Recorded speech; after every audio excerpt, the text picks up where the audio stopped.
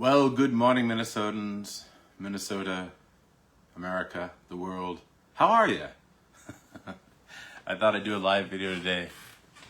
This particular video goes out to a former student of mine, friend of mine, colleague of mine, who just sent me a really interesting message. So, I love you too, man.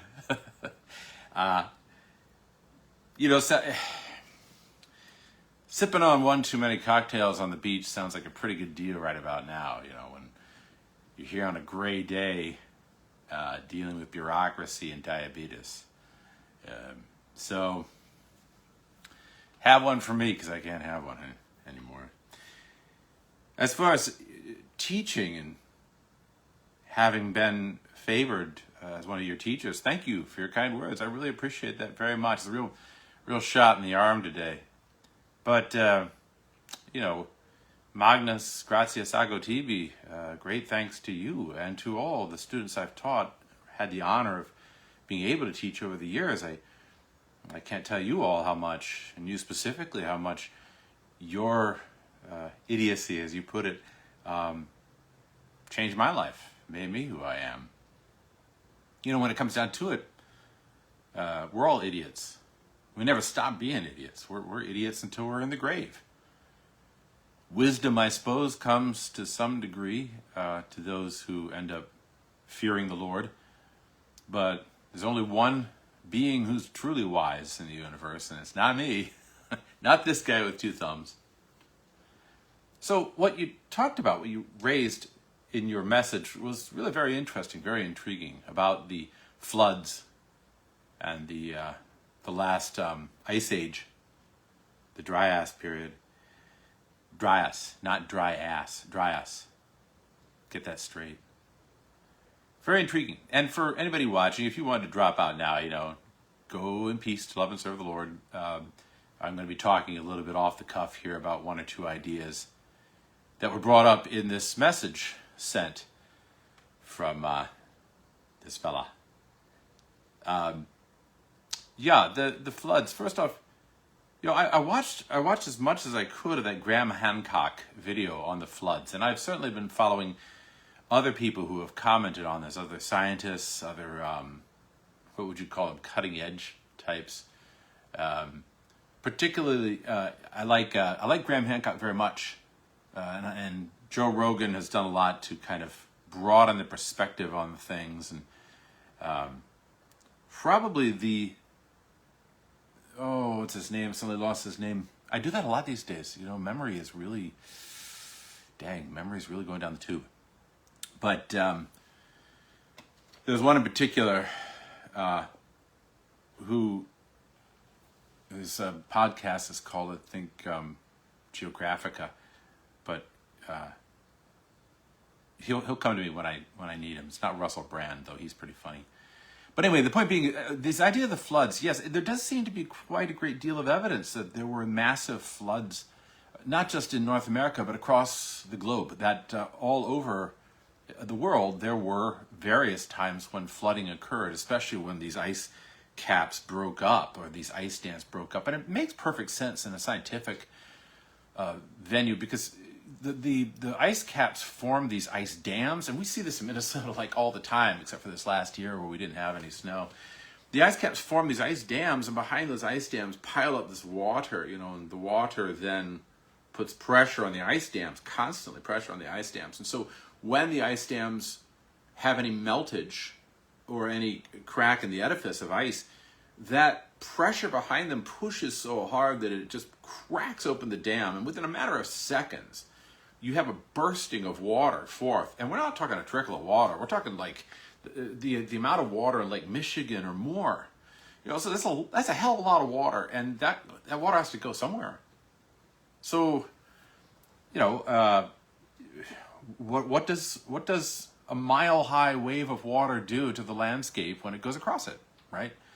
There's a little bit of a scouring job. I mean, you all remember from when I was teaching science at Trinity School back when you were in 7th grade. Ha ha ha, me the scientist, right? We did this thing with sand and with water, and the effect is that the sand just flows right away. And there are not just geographical remnants of these various floods that occurred, because there seemed to be quite a few that occurred, there are also actual biological evidences. So one of the geographical evidences is just south of here, where you have, in Minnesota, where you have the driftless area. The driftless area, apparently, there's no evidence of glacier coverage there. And that territory not only has land masses that are unchanged by glaciers, but they also have flora and fauna that seem to go back as far as the last dryas period. You know, way back in history, almost unchanged. The morphology of the animals and plants down in the driftless is unique to the world. It doesn't exist anywhere else. That's quite startling. But the land masses down there too. You see this as you go down to Wisconsin. These chimney towers that exist there on the highway, next to the highway. Those towers are all the result of water formation. The water changed the land. And now again, I'm no scientist. I just play one on TV. But the science that I have seen about this or read about this seems to suggest that scouring of the land that occurred by water occurred really fast. It wasn't the slow trickle that hitherto has been the school of thought. You know, people have suggested up till recently, up till the 2000s, that places like the Grand Canyon, for instance, or the areas up there in Oregon and Montana, or the areas of the Dakotas, these areas were formed over thousands, if not millions or billions of years of formations. Very, very slow water trickling down. So it's like somebody turned on a little tap, a trickle of water, and over billions of years, that little trickle of water formed the Grand Canyon. Yeah, you know, maybe, I don't know, maybe, but the alternative suggestion that's being suggested now is that this area was at least changed to some amount, to great amount, by a very rapid, very powerful flooding. And there's a really interesting video if you are interested to watch. It's called The Mega Flood. It was done by, I think it was PBS, only a few years ago, 2010 something, 2012, 13, something like that. But Mega Flood, it documents not only the evidence that shows that this may be the case, that these floods were a real thing, and gives a great graphic, video graphic reproduction of it, kind of like Walking with Dinosaurs or something. It also talks about the guy who discovered it and who really hypothesized for the first time that this was what was forming the Badlands areas, that it was the scouring of water. And his life was ridiculed and destroyed by the academics of the time. They said, nah, this isn't the case, this couldn't be the case, this isn't the case. And basically his theory did not take any purchase for until years after his death. Much like the tectonic plate movement theory that really didn't gain any purchase in the scientific community until the 60s, I think it was, 1960s. So these are two massive scientific revolutions that have occurred within bowshot of our own lives that saw not only a turn in the common thinking about things, but also the reaction of rejection and ridicule and et cetera, et cetera, et cetera, that occurred. We see it now in other areas, ideas about, say, genetics, or ideas, for instance, about the human species, ancient human species, the evidence that humans have been around for a lot longer than we thought. It seems to be cropping up all the time. But anyway, these floods, then, I don't think, on the one hand, I don't think that they are the biblical floods. That's a different thing, apparently. That seems to have been based on something more like quick rising of the Black Sea, or a flood that occurred during the Black Sea era, the formation of the Black Sea. Because that had a polar cap that blocked the land mass of the Bosporus, and the water flooded in from the Mediterranean very rapidly and raised the water level tremendously within a few days or weeks. And that seems to have been the basis for writing the story about Noah's flood in the Bible. But there were several accounts of flooding on a very large scale that seem to have been around the world, human culture. There's one in India, certainly. There's one in the North Sea. That's a famous, now documented event that occurred where the North Sea used to be open plains and it became this inundation within a matter of days. That previously it was this open plain called, they call it now Doggerland, and now it's the North Sea. It's under, miles of water. But imagine humans walked in that area and hunted in that area and had their huts or whatever it was in that area, and then suddenly sploosh, nope, you're underwater. So the flood stories, the Popol Vuh in American Indian culture, the stories of flooding that occur, say, in Gilgamesh, these stories seem to be ubiquitous around the globe. And I know Graham Hancock talks about even flooding that might have occurred, say, off the coast of Japan, and how there might be civilizations that are now underwater that we only dimly see. I don't know the veracity of any of this because I haven't dived down there in the water off the coast of Japan or whatever, and I haven't gone to the Black Sea, and Lord knows I haven't hardly even traveled to the Badlands but once. So I can't claim to know these things at all. What I do know is that human beings are storytellers and that we frequently make stories out of things that are in our consciousness. Oftentimes as a warning, oftentimes as symbolic of something that occurs in our own lives, sometimes both. And so I'm very, very intrigued by the idea of how, as humans, we form stories out of these events. There was a really interesting thesis, I guess, a proposal, that the holiday that we celebrate around Halloween goes much farther back than Celtic society and the Feast of Shaman. It actually goes back possibly to the remembrance of an asteroid strike, the remembrance of asteroids that came out of, I think it's the shoulder of Orion, right around where Taurus and the Pleiades are. And that asteroid strike occurred regularly, or the threat of an asteroid strike occurred regularly during that time of year, and that the festival of shaman, of the placating the spirits, might have been something of a response to that remembered danger. And therefore, it might also have been representative of human beings' encounter with the other world, the dark worlds of death and destruction. And maybe it's both at the same time, not just a scientific, remember that time that we got hit by an asteroid and that was bad, we need to prepare for that. But also isn't it terrible that we live as rational beings, constantly aware of a divine realm, not all of which is nice. It could be both at the same time. I don't discount either one. The proposal by Randall Carlson, that's the fellow, Randall Carlson. Check out Randall Carlson. The proposal by Randall Carlson is a very intriguing proposal, and nobody's gone about proving it yet, so who knows, proof for what it is, who knows.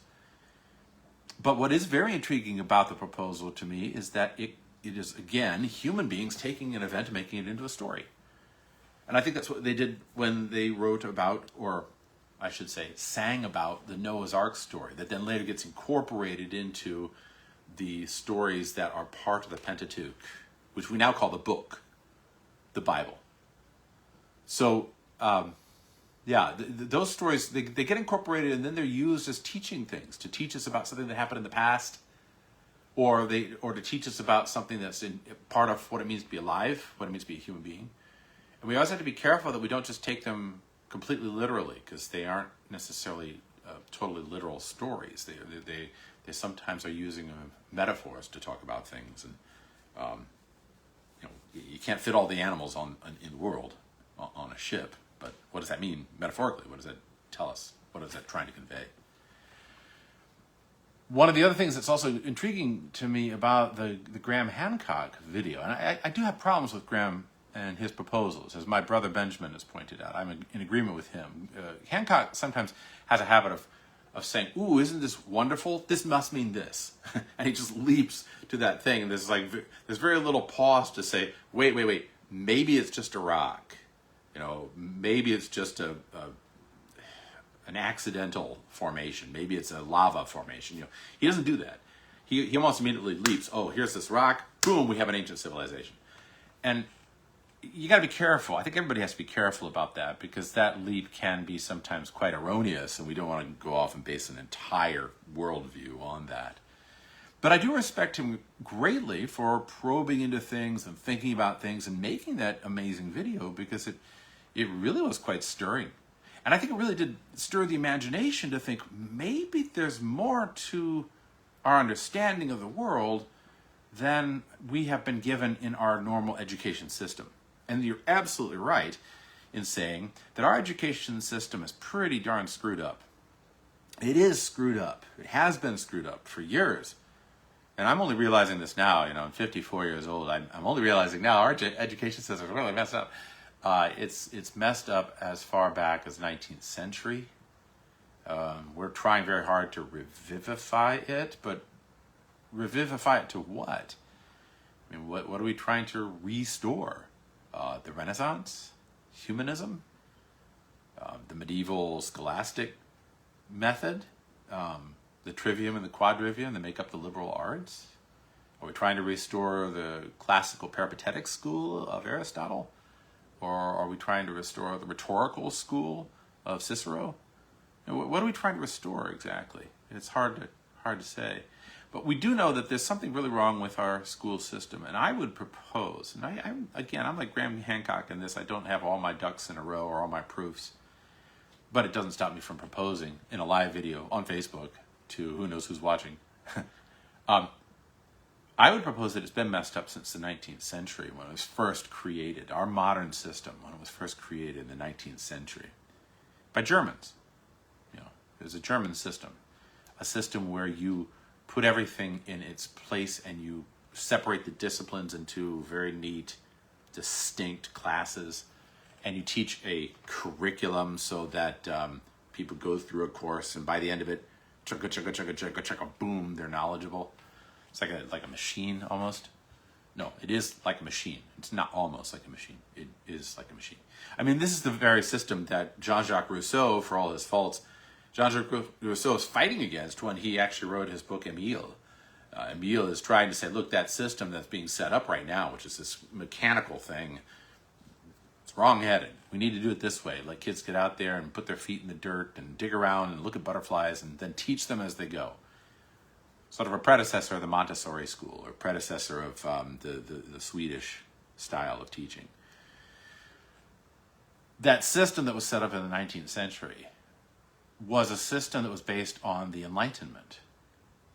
And the Enlightenment was trying to categorize everything and to document everything and to put everything into its place, primarily so you could have control over it, power over it. And that's where I get really bent about the school system that we deal with now, because much of what we are taught is still about power and the maintenance of power and the maintenance of control over a citizenry. It's not about empowerment, it's about maintenance of the systems of power for the very elite, the very powerful. And that's been the case, I think, since probably the very beginning of the school systems that were set up there in Germany, and then in England, and then here in America. Even though the people that were doing them might not have thought that way. They might have thought, oh, this is liberating. This is going to help people, help you get a better job, help you become more successful, help you to train better. If you want a really good read on this, Diane Ravitch's book, Left Back, it's a good read. Not Left Behind. That's a totally different thing. Left Back by Diane Ravitch. Really good. A really good read. The other good one is by Neil Postman. It's Education as a Subversive Act, I think. I think that's what it is. But anyway, Neil Postman is very good on this too. When you have to maintain a system of control, a system of power, you have to get people to be in that system without knowing they're in that system. To think that they're in a free world when really they are not in a free world. They're actually operating based on ideas and assumptions that are unquestioned. Ideas and assumptions that are the status quo. And some of those ideas and assumptions are very, very good. There's a great deal of merit to it. And certainly I won't deny the fact that a culture that is unified in its vision is a strong culture, and a culture that is fractured in its vision is a weak culture. I certainly do see that.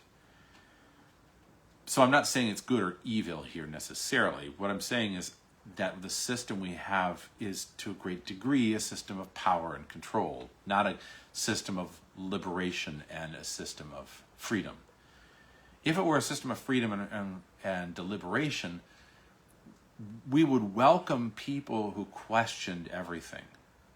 In reality, we would say, "Hey, are you gonna raise the possibility that this might be the case or that might be the case? Let's test that. Let's find out." We would do that, but we don't do that. Our scientific community doesn't welcome questioning, not really, because there's so much money in it and so much power in it, and so they don't question some things that need to be questioned. I could give examples, but some of them might get me in Dutch.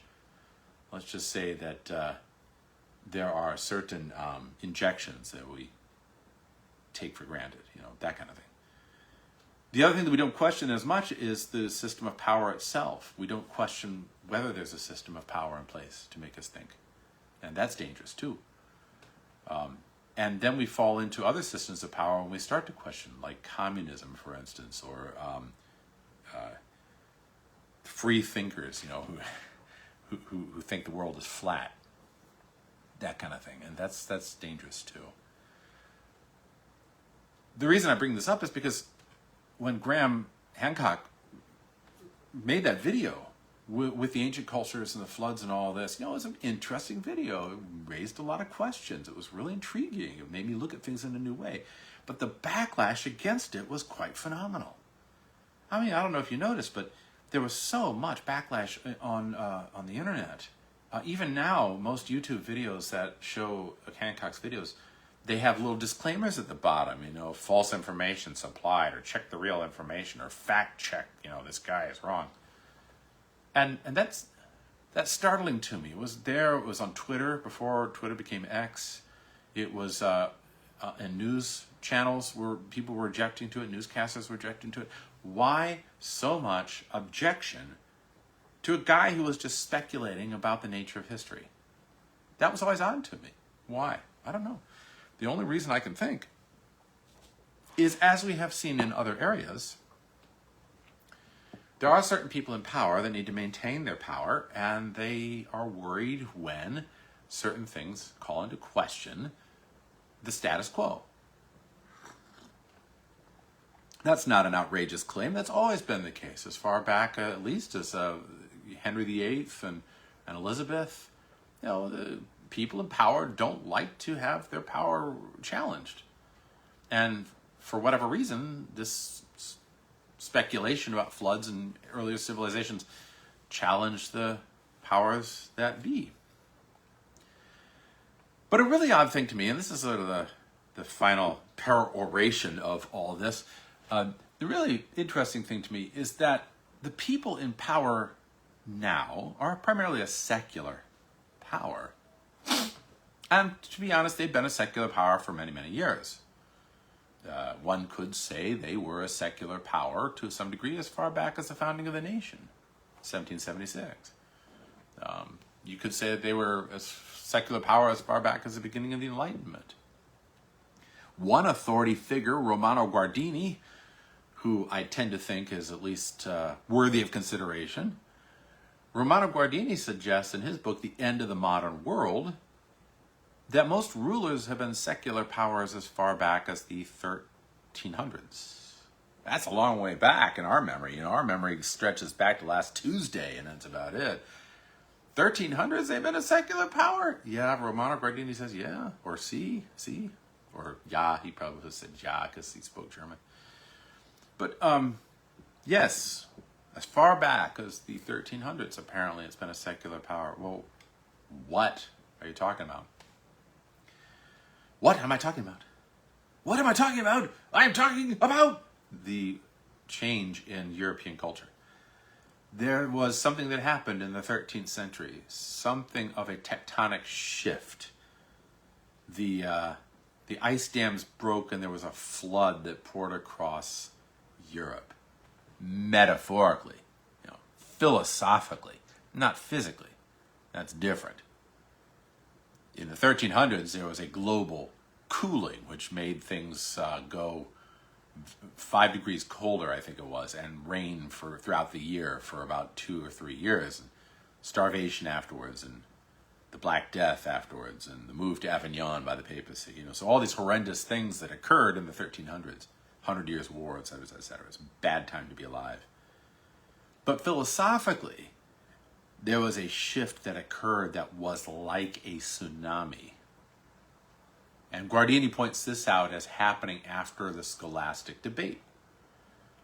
After the scholastic debate, the majority of Europe began to shift, didn't go all the way, but began to shift towards a secular vision of the world, a more mechanical vision of the world, a vision that power was the only thing that we could rely on, and that therefore we had to have government that was powerful in order to prevent us from complete Armageddon.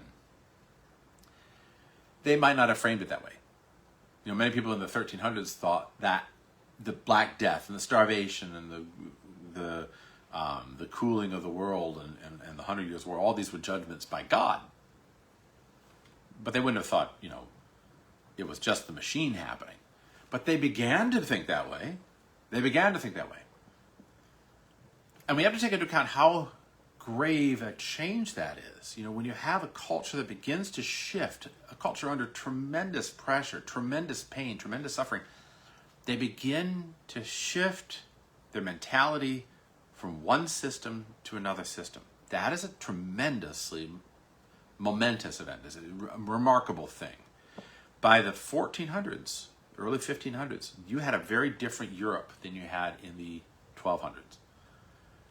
Colder, more miserable, but also a world that was more about power and the maintenance of power. And don't get me wrong, there have always been people that are bad people, and people that want power, and people that are unscrupulous and full of sin. That's just human nature. 1066, with the invasion of England by a Norman conquest, William the Bastard and all that, he wasn't invading England because he was a good man and because God was going to help him to liberate people and make a golden era. He was invading England because England was extremely wealthy and he wanted that wealthy land. That's why he invaded. He had a rightful claim to the throne, he said. Very, very thin rightful claim to the throne. But, you have others. You have Charlemagne.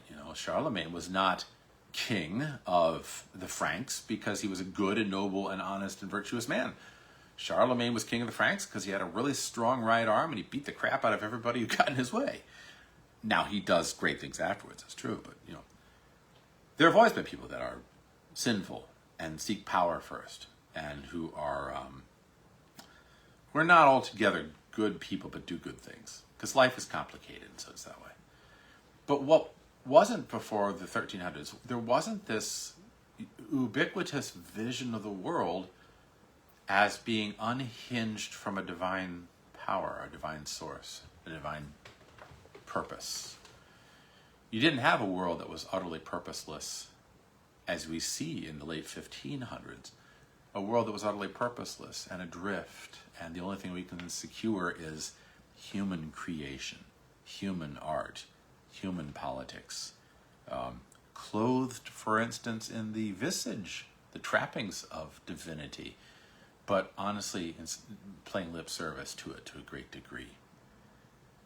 And that led to massive upheaval in the 1600s, where you had these religious wars, because you had people that still had this vision that we have to worship this way or that way. Christendom began to fracture, as Hilaire Belloc points out. That fracturing of Christendom meant the end of Europe, at least Christian Europe, and it wouldn't come together again even in Belloc's lifetime. They're trying to bring it back together now, but it's not going to come together in my lifetime.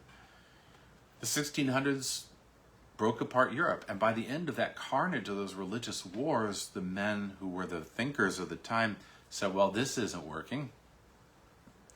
Humanity and that great flowering of the Renaissance and the looking back to earlier classical cultures for our inspiration and all of that we try to revivify the society ends up in the fields of Westphalia, the disasters of the religious wars of the 1600s, the decapitation of the king, and the butchery by the Roundheads.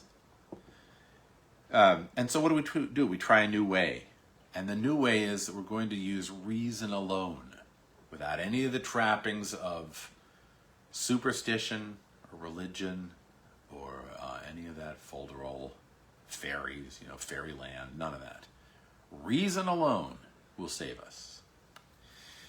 And the people of the 17 and 1800s then began what we now know as the Enlightenment, because they were enlightened, as they said themselves. They were darkened before, now they're enlightened. And that led us to the 1800s, which was the Industrial Revolution and the creation of machines to replace our human slaves. We made machine slaves. Much better world to have machine slaves, because they'll do whatever you want, and they don't yell back. There's no Haiti, there's no revolution of pure Toussaint. So anyway, that also 1800s saw tremendous human upheaval as humans became superfluous, because if a machine could do the job, why should a human being? And this remarkable, almost Civil War level violence that occurred in the 1840s there in Germany that got this one guy, Karl Marx, booted out of Germany, went to England where he lived in poverty with his wife and kids. Saw the tremendous Civil War in America where we killed each other in order to determine whether humans could own other humans, like machines. It ended up in the carnage of the Franco-Prussian War, and later on the Japanese-Russian War in the early part of the 1900s. And then, of course, the 20th century, with its, shall we say, slight altercations that occurred between Axis and Allied powers. So my point being, what is my point? My point is that we still live in an era that proclaims that power and human reason will save us. That going to Mars or going to the moon is our destiny. It's our purpose. Much as I like Elon Musk, I think he's a decent fellow. It seems like, he's a good old Machiavellian king. But the proclamation that that's our purpose is tremendously different from what our purpose was 800 years ago. It's like night and day. This is a totally different thing. The very fact that we talk about us going around on a rock around a burning ball of flame is such a radical mental shift, it's hard to express just how tremendous that is. Nobody lives as though we're on a rock going around the sun. We live as though the sun rises, traverses the sky, and goes to bed. That's how we live. That's the cycles of the world. But science, which now is our Hierophant class, right, our priestly class, science tells us that we are a rock that floats around in emptiness around the sun, which itself, a heliocentric universe, was a radical proposal put forth by a guy, Galileo Galilei, and he was suppressed by the church back in the late 1500s, early 1600s, not because he was wrong necessarily, and not because the church was stupid, as most people now argue, but because Galileo was professing something in the middle of tremendous upheaval and a great deal of despair and a loss of vision that the church leaders recognized would be highly problematic, even to themselves, to their own hold on power. And if it were published, it would cause great upheaval, and so they suppressed him. That's one way of looking at it. And they were right. But to view the world that way as a rock going around the heliocentric thing, which isn't even the center because the sun traverses around this course of the Milky Way, which itself is going around something we don't know what, so it's spinning tops, like that teacup ride there at Walt Disney World back in the day. The very thought of that is a buying into, without even knowing we're doing so, buying into the systems of power that were set up for us in education. Isn't that interesting? We don't even know we're doing it, but we're buying into. We are already what we call brainwashed into the world of power, the world of scientific power, and the structures of power that were put in place, consciously or unconsciously, put in place in order to keep us from thinking about things in a different way. Now, am I saying that the world is flat and the sun goes across the sky? No. No. What I am saying is it's startling how many people today think the world is flat. Why? Because I think they're rebelling against what they perceive to be the system. It may not be because they actually think the world is flat. They may adopt the position first as defiance, and then they go back to justify their acceptance of it, and they find all kinds of really kooky science to support their claims. But the phenomenon that people think the world is flat is what's really interesting. Why would that exist now? It seems to me it's a rebellion against this system that has been put in place to keep people from asking any questions at all. Why, for instance, would the backlash to Graham Hancock's video be so tremendous? It's because I think the old guard, if you will, wants to keep people in a system that they designed for them. So thinking outside the box, thinking in a new way, I think is a tremendous event, culture-shifting event. But we have to be careful that we do think in the right way when we think in a new way. It sounds odd. But as Chesterton pointed out, orthodoxy is extremely important, not because it keeps the system of power in place, but because orthodoxy can give us the playing rules for the game. It shows us the edges of the playing field. It shows us the perils of going off that playing field and maybe falling off a cliff in doing so. If we're going to play the game, there are certain things we have to agree to. Language, for instance. The fact that the words coming out of my mouth actually make sense and that you understand them. We have to agree, or there's no, it's just blah, blah, blah, blah, blah, blah, total gibberish, as Jonathan Swift writes in his book, Gulliver's Travels.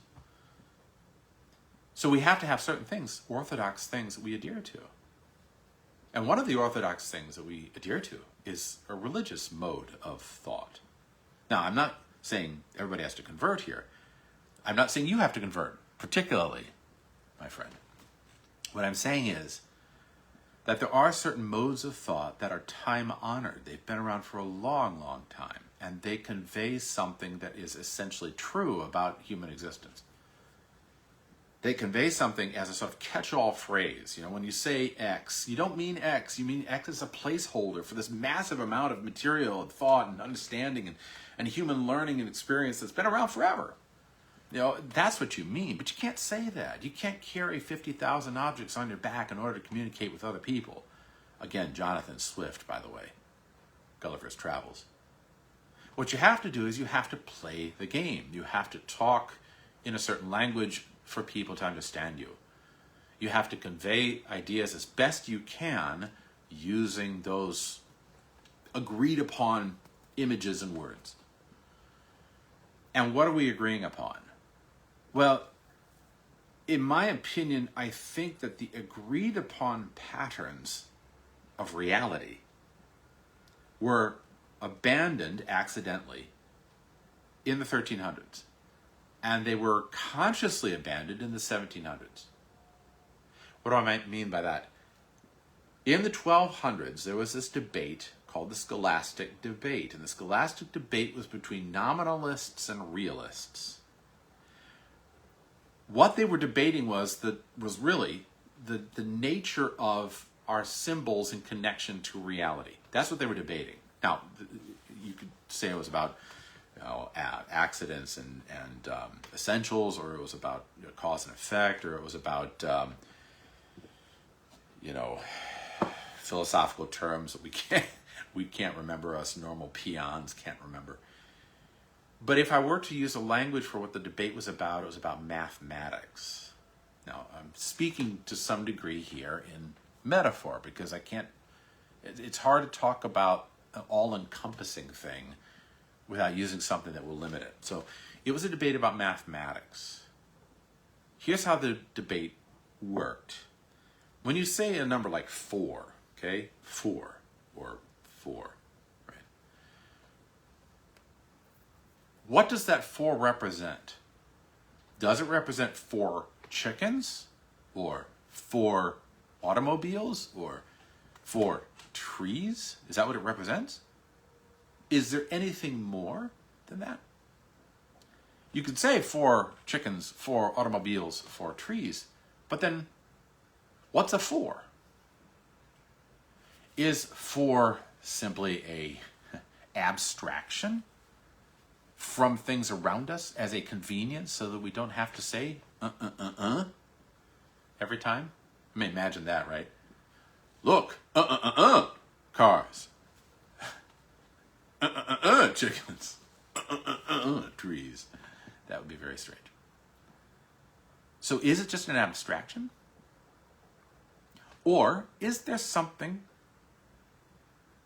not in this world that the sound for the writing, the symbol, represents a power or a structure or a reality that actually has meaning to it? Which one is it? They can't both be true, can they? I mean, either it's, I see this and I say, and I go around talking with other people, and we agree that is going to represent that. Or the concept is linked to something that's not connected to chickens, cars, trees, or this. It's linked to a reality that has meaning in an abstract world, if you will. So which one is it? Which one is it? The one camp that said, yes, there's a reality beyond this world. When I say this or that or there's a reality that I don't control, I simply discover. That camp was called the realists.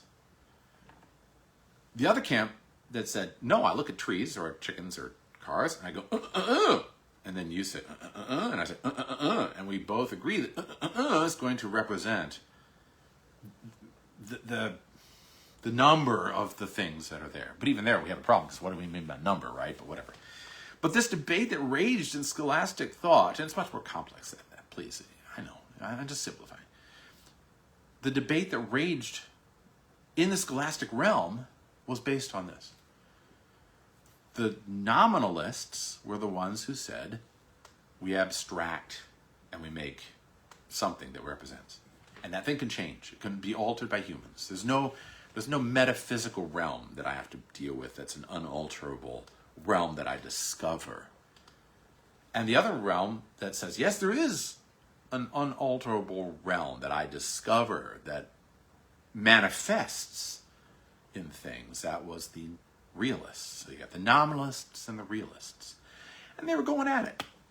They were debating. You know, Thomas Aquinas was in the middle of it. You know, he was fighting away with all these other guys, you know, back and forth, contradicting the realists like St. Anselm, and contradicting the nominalists like Duns Scotus, and talking in the midst of this. So you get these big names that were debating this whole thing. 1277, the Archbishop of Paris shut the whole thing down. He said, no more. We're not going to teach these works. We're not going to talk about these ideas. We're not going to have these as part of our canon taught in the University of Paris. Archbishop Tempier, may his name live in infamy, put his foot down, his ecclesiastical foot. And he said, we're not going to talk about this anymore, and shut it down. And the debate ceased in the University of Paris. Consequently, the debate ceased in the University of Oxford, which was very closely tied to Paris. Consequently, the debate ceased in other parts of Europe. And all of a sudden, all these guys were without jobs. They were pilloried, they were ridiculed, they were driven out, whatever it is, and they fled to different parts that accepted them. And one place that accepted them was Germany. Germany was at odds with the papacy. They were at loggerheads with the papacy. They had been for many years over what was called the investiture controversy. And this is a golden opportunity for them to be able to have ammunition against Rome, right? Because look, if there's a divine thing to which we have to give obedience that is inflexible and that manifests itself in the world, well then yeah, the bishops and the priests and the Pope, they're all the hierophants of that realm, right? And what they say has great weight and tremendous power. If, on the other hand, these things are abstractions that we use as a sort of convenience for seeing the world, then why is the Pope better than Barbarossa? Why should the Bishop of Milan have more power than, say, the Bishop of Aachen, or Regensburg, or the Saxony of Moldavia? Why, for instance, should the Holy Roman Emperor be beholden to the princes of the church at all, if we are merely abstracting? So they backed this whole idea system, this new idea system, and that idea system began to spread and challenge and cause issues throughout Europe that really, as Guardini points out, that was the beginning of the end, the beginning of what he calls the modern world. The debate in 1277 being shut down led to the modern world. Because when you abandon this idea that there is a metaphysical realm that manifests in the world, when you abandon that and you say it's all just abstraction, the only thing you're left with is power, systems of power, and maintaining power. And so everything gets geared to maintaining the status quo, which is a system of power, right? This old way of thinking was referred to frequently as the LOGOS, L-O-G-O-S. If you go on a good read on this, read Gödel Escher Bach. That's a fantastic work on this. Or read Peter Michell, The View Over Atlantis. Or you could read Sacred Geometry. I forget the author on that one, Sacred Geometry. It'll come to me in a minute. But any one of those works. They're great works. Highly mathematical, for mathematicians, go ahead, eat that stuff up. They're not saying, for instance, that people made this up. They're saying that this is the way that the ancient world thought. This is the way that the medievals thought. And by ancient world, we're talking, 8,000, 9,000, 12,000, 14,000 years. Back to the end of the last ice age. People have thought in terms of the Logos, with different names, for thousands and thousands and thousands of years. We've always thought that there was a metaphysical, mathematical, if you will, pattern that the world reflects. The patterns manifest in the world, and the world reflects it. And there in the 1300s, that was broken. And suddenly you've got not a new idea, but a dominant idea. I don't think it's a new idea because I think it happened earlier. I think you see it happen, for instance, during the time of Euripides, and you see it in the Greek civilization. You see it even earlier in the period of Akhenaten in Egypt, because Akhenaten, I think, he was a nominalist, but that's another story. Anyway, this break led to increasing systems of power, maintaining control, elitism, if you will. No longer people in tune with the cycles of the world, because those are made up, they don't exist, but people trying to dominate the world more and more. Our education system has taught it differently. They've taught it as a story of continued progress from complete barbarism, living among the swine and the mud, to Sir Isaac Newton.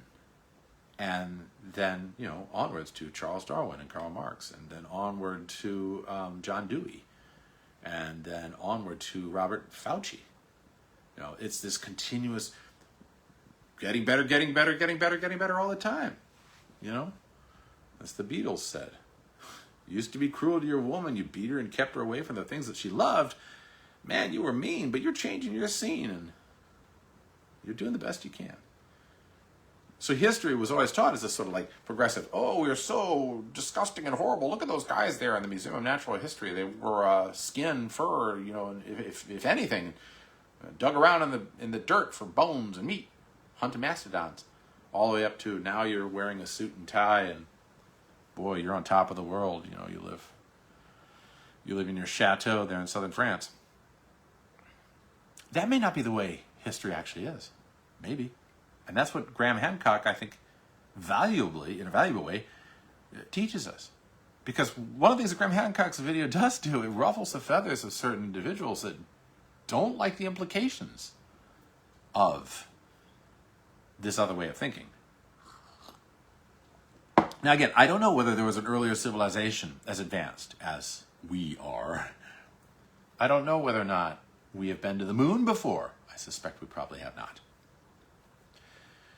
I don't know whether our going to the moon or going to Mars or going to the outer worlds is a bad thing. I think there's a tremendous amount of good from it.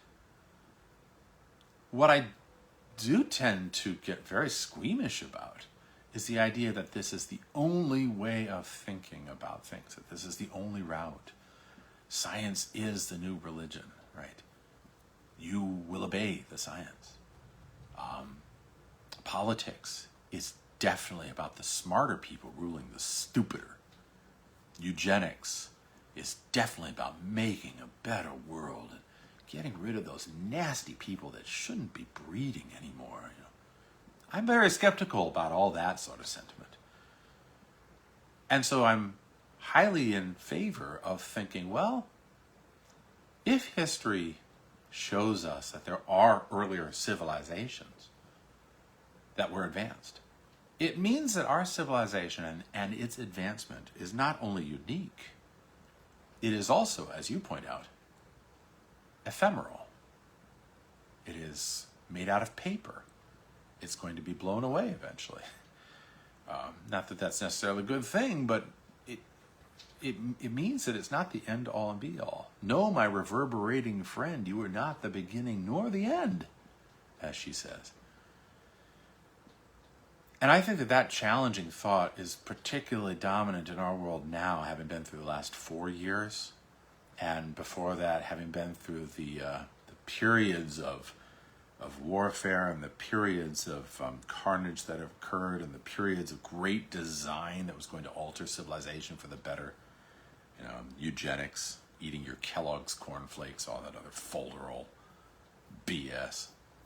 Kellogg's cornflakes are BS. I think that because of all that, we have a generation, your generation, and the generations that are following, who are very jaded and really looking for something new. And I mean new, I don't mean communism, because that's such, yesterday's news. But I don't mean fascism either, because fascism has been the route of maintaining the status quo to have power over people. No. I think we are on the horizon of something very new. That is people beginning to think about the world as they have not thought about it for 800 years. 800 years. Breathtaking, right? A drop in the bucket, according to the 50,000 whatever year span of humanity. They're beginning to think that there is a divine thing, that it is beautiful and wonderful, that the world is something to be discovered and loved and explored, that what we do has to be done out of love and out of kindness and out of mercy, but that the pattern itself is a reality. The Logos is a reality. The Logos did come down from whatever realm it was in, and it did become manifest as human, incarnate as human. That's a reality, whatever that means. Because I may be talking in metaphor here, and I may be talking in terms of, catch-all phrases for concepts that are far too difficult to express with my weak tongue and my cold feet and my diabetes. But I'm expressing something which I think is becoming again manifest. Not in the way of the televangelist. Not in the way even of the old-time traditional Catholic thing. It's not what I mean. Going back to the Latin Mass is not going to solve everything. Going back to the old patriarchal structure is not going to solve everything. I'm thinking that there's something really new on the horizon, and whatever it is an attempt to break out of the perception of an increasing darkness and an increasing control and an increasing power system that has been developing for several hundred years. Ever since we threw away the vision of the Logos, cast aside the traditional way of looking at the world as a incarnation, a manifestation of a divine pattern. When we cast that aside, we entered into a world of real pain and sorrow, one that seemed like it was going to triumph forever. But I'd like to conclude all this by reading from a passage of somebody that I think, one of my heroes, one of my favorite novels. Somebody that I think thought very along these lines and who was pilloried to a certain degree, scoffed to a certain degree, laughed at, mocked by the academic world, who still is, even recently, still mocked to a great degree by the academic world, who does not like what he has to say about power, and who thinks that he is nothing more than children's literature. We are all children of God. We're all idiots, as he said. And this fellow, Mr. Tolkien, was to a certain degree writing to us idiots. He was writing to us children. And I think he had something powerful to say about the darkness. And I will conclude with that, with all that I have said in mind about the Logos and the recovery of the Logos and the recovery of a way of thinking that has not been around for 800 years. This is from The Lord of the Rings, J.R.R. Tolkien, The Two Towers, Journey to the Crossroads. Frodo and Sam have undertaken to carry the ring into Mordor and to drop it into the fire. And they're being led by Gollum. And they're going south along the road from the great black gate of Mordor. They're going south to the black gates on the western edge of Mordor. And they come to a crossroads. And they see this ancient civilization that goes way back in time there in Middle-earth to the time of the Númenóreans, before they were inundated by a great flood. And it says here, as furtively as scouts within the campment of their enemies, they crept down onto the road and stole along its western edge, under the stony bank, gray as the stones themselves, and soft-footed as hunting cats. At length they reached the trees and found that they stood in a great roofless ring, open in the middle to the somber sky, and the spaces between their immense boles were like the great dark arches of some ruined hall. In the very center 4 ways met. Behind them lay the road to the Morannon. Before them it ran out again upon its long journey south. To their right, the road from old Osgiliath came climbing up and crossing, passed out eastward into darkness. The 4th way, the road they were to take. Standing there for a moment, filled with dread, Frodo became aware that a light was shining. He saw it glowing on Sam's face beside him. Turning towards it, he saw, beyond an arch of boughs, the road to Osgiliath running almost as straight as a stretched ribbon down into the west. There, far away beyond sad Gondor, now overwhelmed in shade, the sun was sinking, finding at last the hem of the great, slow-rolling pall of cloud, and falling in an ominous fire towards the yet unsullied sea.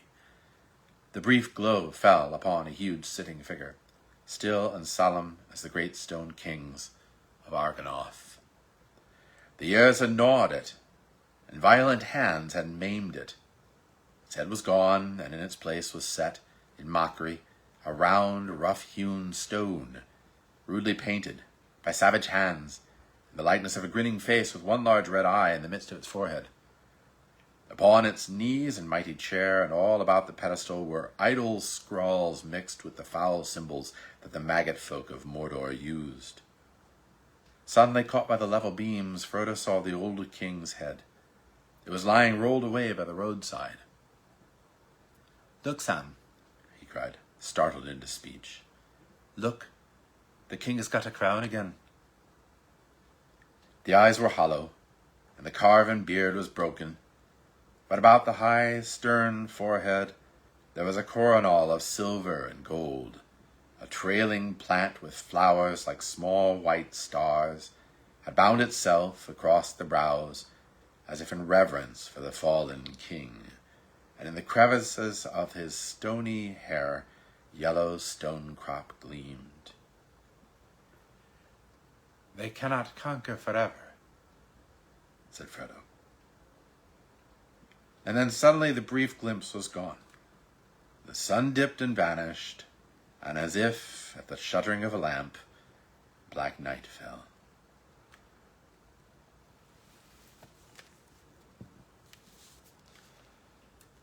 They cannot conquer forever.